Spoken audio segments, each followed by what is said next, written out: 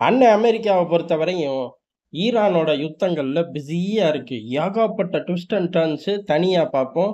இப்ப ஏற்கனவே ஆரம்பிச்சு வச்ச உக்ரைன் யுத்தம் என்ன மாரி இருக்கு அப்படிங்கிறத அண்ணன் அமெரிக்கா ஏழையா அது நடக்கும் புடிப்பா நடந்துகிட்டே தானே இருக்கு 3 வருஷமா. நிக்கும்போது நின்றும். இப்ப என்ன நடுவுல அப்டேட் கேட்டுக்கிட்டே இருக்க அப்படின்ட்டாய்ங்க.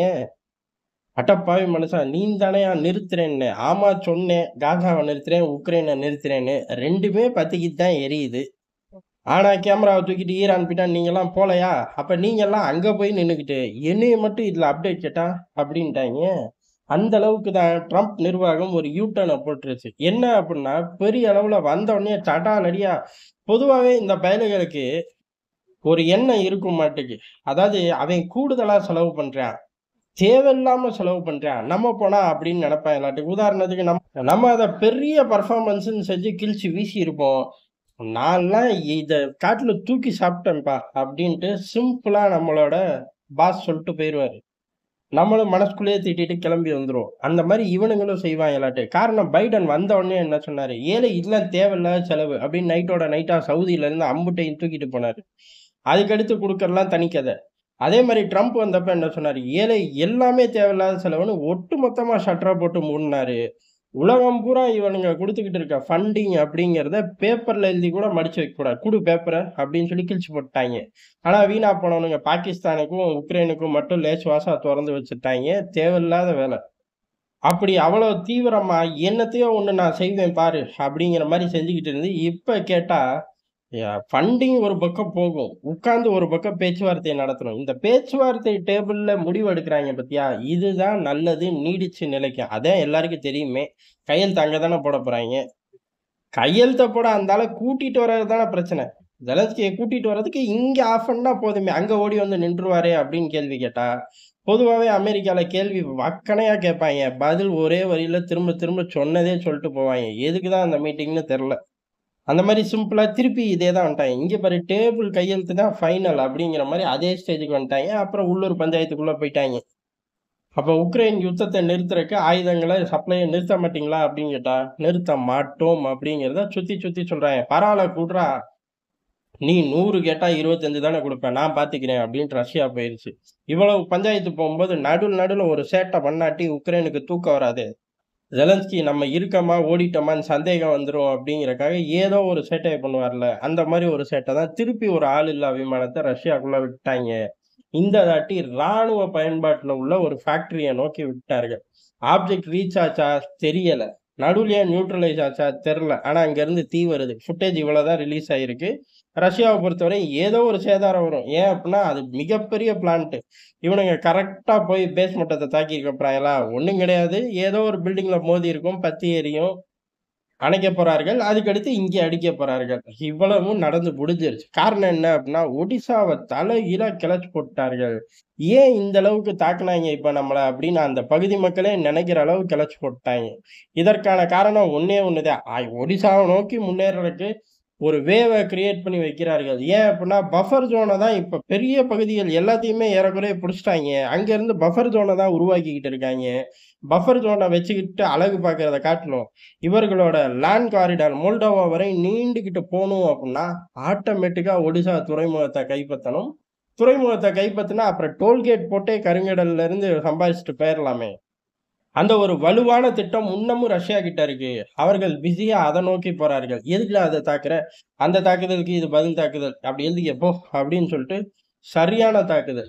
பெரிய அளவுல ஒடிசா பகுதியில இருந்து ஆப்பரேட் பண்றதுக்கான ட்ரோன்கள் யூனிட்டுகள் வைக்கப்பட்டிருக்கு. அத தவிடுபொடி ஆக்கிட்டார்கள்.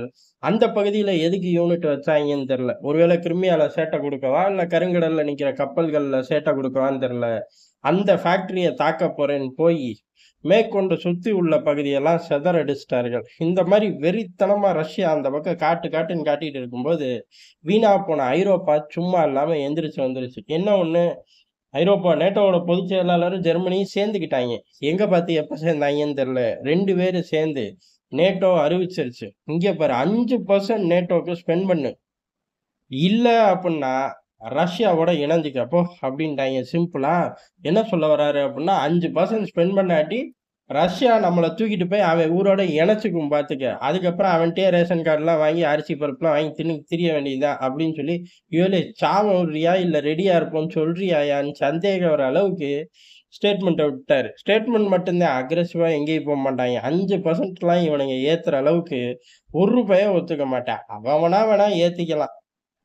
நேட்டோ இப்படி ஒரு வலுவான விஷயத்த சொல்லும்போது, ஜெர்மனி சும்மா இருக்குமா? நம்ம தானே தொடர்ந்து லீவ் விட்டு, திருப்பி வேலைக்கு வரும்போதெல்லாம் காட்டுன்னு ஸ்டேட்மெண்ட் காட்டுறோம். இவனுங்க ஏன் குறுக்க வராய்ங்க? அப்படிங்கிற மாரி அவர்கள் ஸ்டேட்மெண்ட். நம்பத்தகுந்த தகவல் எங்களுக்கு கிடைச்சிருச்சு. எது? ஜெர்மனோட உளவுத்துறைக்கு சாலிடான எவிடன்ஸ் கிடைச்சு போச்சாமா, தகவல் கிடைச்சு போச்சாமா. உக்ரைனுக்குள்ள நடக்கிற தாக்குதல்கள் பூரா, அடுத்து ஒரு ஐரோப்பா நாட்டை எப்படி தாக்குறது அப்படின்னு ஒத்திகை தான்.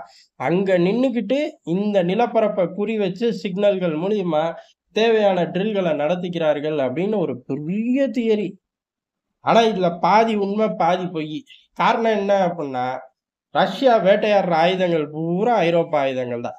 நாளைக்கு அத ஐரோப்பாவுல வச்சு வேட்டையாடுனா என்ன? உக்ரைன்ல வச்சு வேட்டையாடுனா என்ன? 2ம் ஒரே அளவு எக்ஸ்பீரியன்ஸ் தான். படைபலத்தோட திட்டமிடல் வேணா லைட்டா மாறும். ஏன்னா உக்ரைனோட பாதி முக்காவாசி திட்டங்கள் அப்படிங்கிறது ஐரோப்பா, அமெரிக்காவோட திட்டங்கள் தான். அப்ப ஆட்கள் மட்டும் தான் மாறுவாய்ங்க. அவனுங்கள மட்டும் டாலி பண்ணிக்கிட்டா போதும். இதுதானே காலங்காலமா இருக்கு. 3 வருஷமா இதத்தானே நடந்துகிட்டு இருக்கு. ரஷ்யா நேரடியா ஐரோப்பா ஆயுதங்கள தான் பதம் பாக்குது. அமெரிக்க ஆயுதங்கள தான் பதம் பாக்குது.